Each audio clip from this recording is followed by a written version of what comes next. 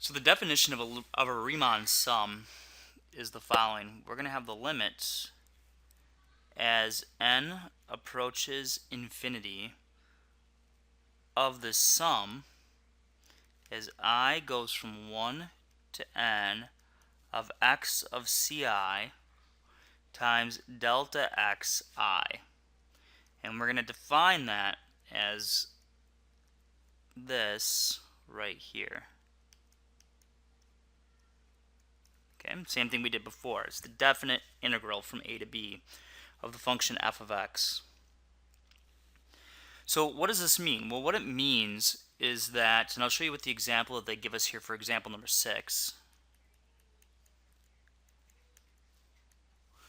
Okay, what it means, if I want to take the integral from 0 to 1 of x to the third dx, then what I need is the limit as n approaches infinity of the sum of I goes from 1 to n of the function x to the third evaluated at some ci, which is in each of the little intervals.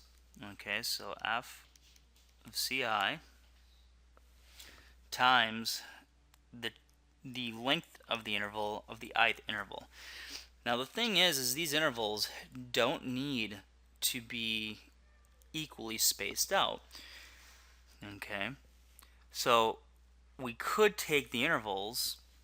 So for example, we're looking at x to the third from, let me draw that picture out.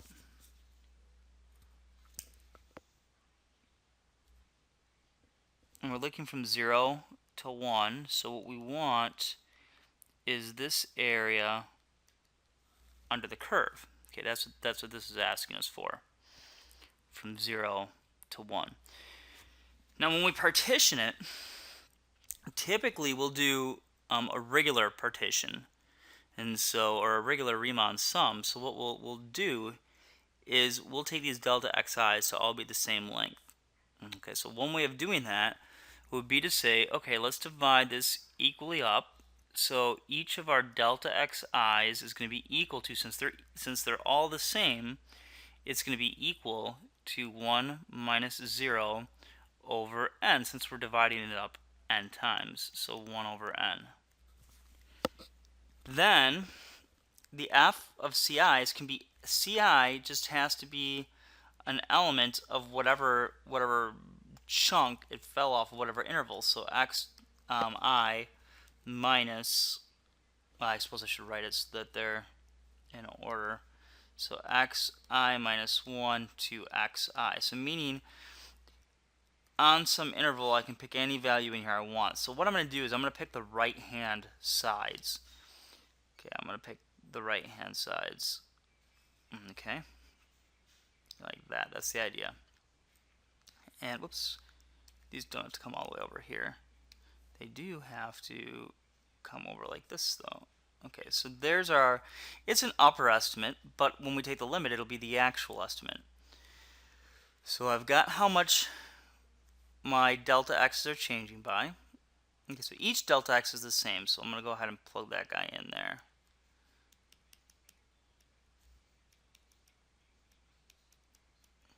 Now we have to come up with this guy right here. Well, if the first guy is got to be 0 plus 1 over n. The second guy is going to be 0 plus 1 over n plus 1 over n. Okay, so on and so forth. So this guy is 1 over n. This guy is 2 times 1 over n. Next guy is going to be 3 n 1 over n. So for our x1 value, that's 1 over n. Our x2 value is 2 over n. Our x3 value is 3 over n, all the way down to our nth value, which equals n over n, which, look at that, it's 1.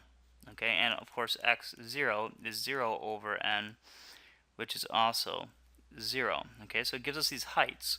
So we're going to stick those in here. So what we need for our heights is, for each one of these on the first interval, we're taking the right endpoint, so we're going to use this guy. So on each interval, it's going to change. So we'll write it like that right there. Okay.